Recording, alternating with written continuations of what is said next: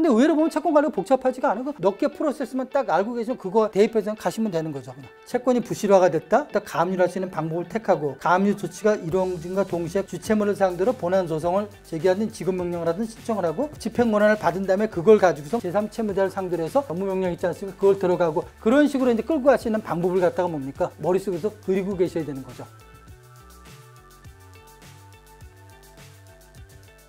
채권 양도를 받는 방법을 한번 볼게요. 그래서 채권 양도란 양도인과 양수인 사이의 계약에 의한 채권 이전을 말한다. 채권은 양도할 수 있다. 그러나 채권의 성질이 양도를 허용하지 않는 경우는 그러지 아니하다. 그 양도하면 어떻게 되지? 만약에 과외 공부한다든지 뭐 그런 거 있지 않습니까? 그런 양도하면 안 되지 않습니까? 사람이 들린데? 그래서 안 되죠. 또 반대 의사 표시하면 안 되고. 우리 뒤에 그림 있죠? 요거 그림 한번 볼까요? 네. 우리 합의시죠? 합의시. 네, 그런 것 같아요. 제3자가 합의하는 채권 같은 경우는 그나마 우리 채무자가 있지 않습니까? 양도인이 그냥 아직까지는 그죠? 우리랑 대화 채널이 유지가 될 때는 저렇게 되는 경우가 있고요. 관계가 있을 때 이 사람 제3자하고 관계가 있을 때 그렇고 그렇지 않으면 양도받기 좀 어렵죠. 이거 보면은 지금 채권이 부실화가 될 것 같지 않습니까? 그러니까 뭔가 양도인을 만나죠. 만나서 그죠? 만나서 채권을 양도받는다고 하는 거죠. 그럼 이 사람이 뭐라는 거 아니?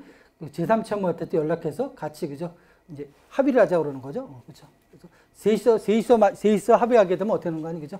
세입서 합의하게 되면 이제 보면 이거는 제3채무자가 채무자한테 어떤 그 항변 사유가 있지 않습니까? 그걸 갖다가 주장을 하지 못하죠.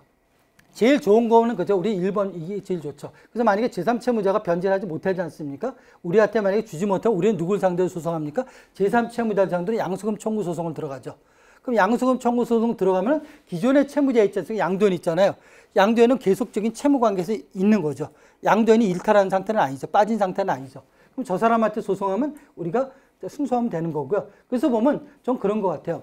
저 제3자 그 계약 받을 때 제일 좋은 거는 뭔가 하니? 우리 공증 받는 게 좋죠. 공증 그죠. 이제 공증을 받는 경우 있고 그냥 우리가 이제 직접 그 채권을 양도받는 방법이 있는데 일단은 보면 문제가 생길 것 같으면 이제 양도인을 만나지 않습니까? 그럼 양도인이 보면 자기가 이제 보면 어떤 채권을 가지고 있다고 주장하죠. 그걸 듣는 순간 우리는 뭐예요? 양도받. 만약에 채권을 양도받으면 그때는 뭐고 우리가 이제 독점적 지휘권이 있는 거고요. 양도를 받지 못하면 저기 뭐가 들어가야 되는 게 우리가 보면 채권 가압류 들어갈 수밖에 없죠.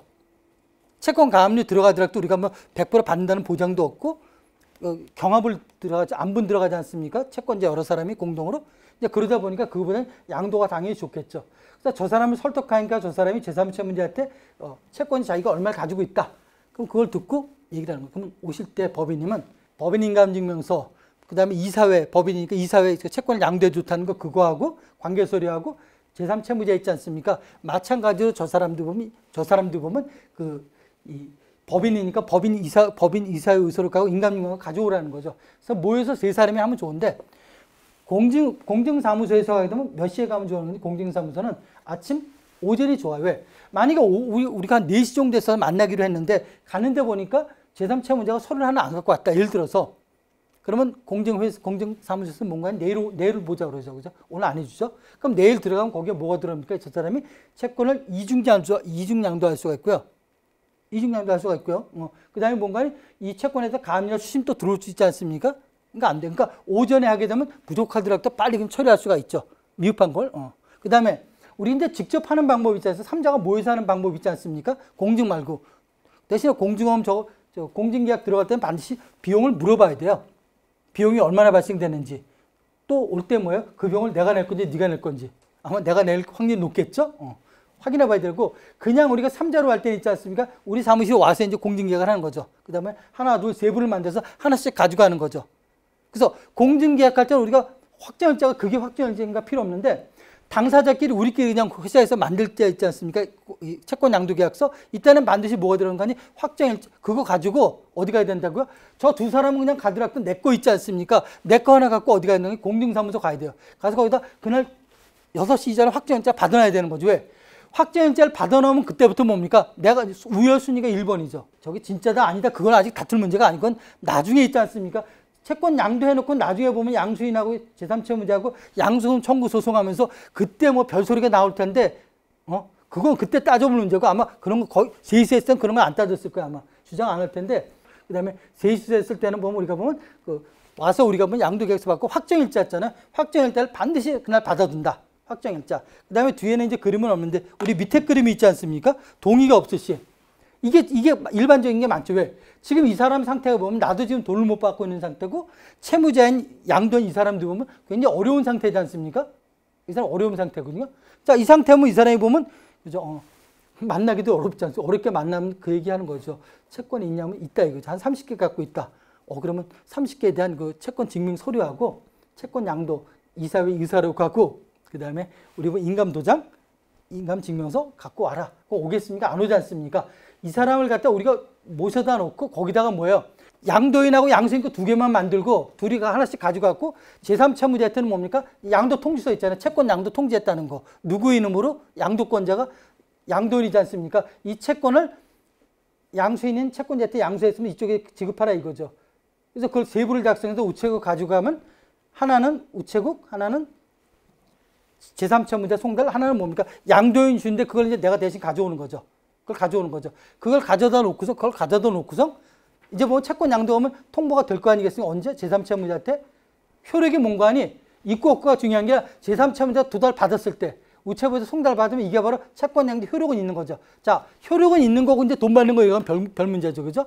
그 다음에 어떻게 해야 돼요? 간 다음에 반드시 우리가 제3채무자를 만나서 확인해 봐야죠. 잘 도착했는지. 했는지는 어떻게 하냐? 우체국에서 우리가 보냈던 있지 않습니까? 13자리인가 등기 그 주소 치면 몇 시에 받았다고 나오는데 가서 연락하면 이 사람이 이제 받았다고 그러죠.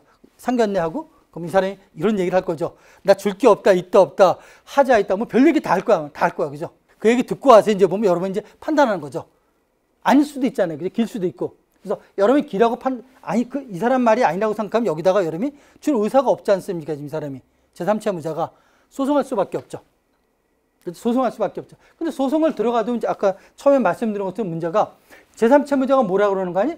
지금 채무자나 여기 소송이 나오지 않는 상태, 잘 안 나온 상태니까 이 사람과의 관계가 있었던 것을 자기 나름대로 그죠? 입증을 막 주장한다고 증거 자료를. 그럼 그것 때문에 재판이 길어지고 또 감정도 해두고 애매해지지 않습니까? 그러다 보면 몇 번 막 하다 보면 이제 보면 나오는 게 보면 이제 보면 합의, 당사자 간의 합의를 유도하죠. 그게 나올 수도 있다는 소리죠. 기본적으로 뭡니까? 이 양도에는 뭐예요? 채권 채무 관계에서 탈퇴는 안 된다 이거죠. 그래서 보면 우리가 보면 우리 89페이지에 나오죠. 양도에는 뭡니까? 양도에는 뭡니까? 진정한 채권자여야 되고 남의 걸 그죠? 양도하면 안 되겠죠? 이런 거. 그다음에 양도의 목적, 그죠? 채권을 존재하지 않은 거나 이전하지 못하는 걸 넘기면 안 되겠죠. 무효죠.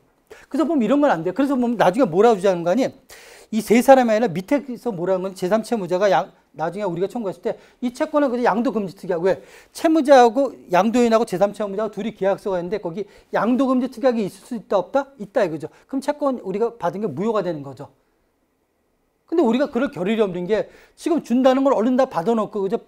다 뿌려버리고 실무적으로 보내야지 언제 그럴 수도 있어요. 그죠? 계약서 30개 갖다 놓고 하나하나씩 넘기면서 이거 빼, 이건 안 돼, 양도받으면 안 돼. 이렇게 해도 되는데 그렇지 못해. 왜? 우리가 손해볼 건 없어요.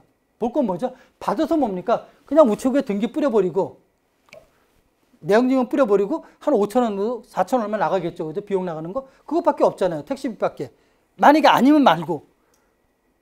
그래서 보면 실무적으로 보면 이게 보면 채권을 양도금지 특약인지 모른다 이거죠. 알면 당연히 안 되겠고 그 다음에 보면 이제 보면 우리가 봐야 될 게 보면 그런 거 당사자 간에 있지 않습니까? 어떤 정말 다툼이 있는 거 그런 거는 모르잖아요. 그러니까 한번 뭐 해야 돼요? 만나봐야 되는 거죠.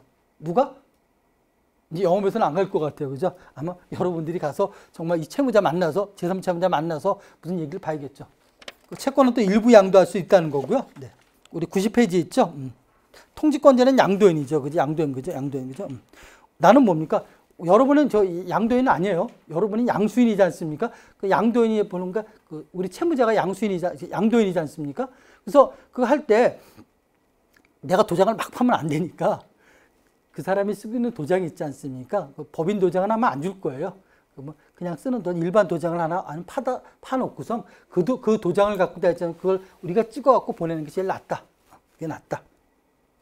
그 다음에 연대보증인 같은 경우는 연대보증 전원에 대해서 한다고 나와 있고요. 그 다음에 우리 보면 91페이지에 있죠. 확정일자 있죠. 확정일자가 있는 거고 없는 경우 있지 않습니까?